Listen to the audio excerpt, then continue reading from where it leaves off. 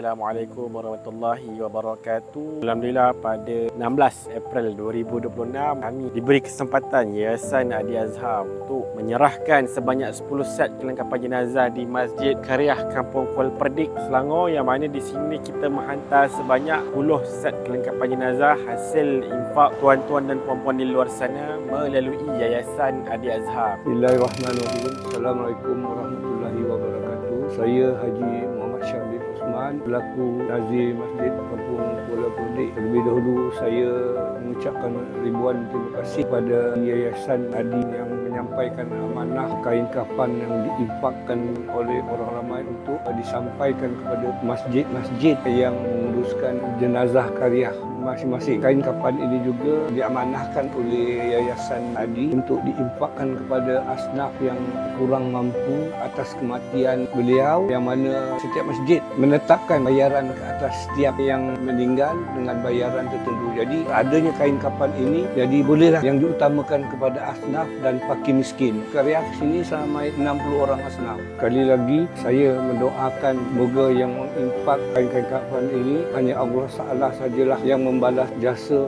dan kebaikan di atas sumbangan beliau kepada masjid-masjid. Sekian, Assalamualaikum warahmatullahi wabarakatuh. Kami mengucapkan ribuan terima kasih kepada mereka yang mempercayai kami, dan kami mendoakan semoga dimurahkan rezeki, diberikan kesihatan yang baik, dan insyaAllah dengan pemberian set kelengkapan ini akan dimanfaatkan sepenuhnya oleh ahli karya di sini.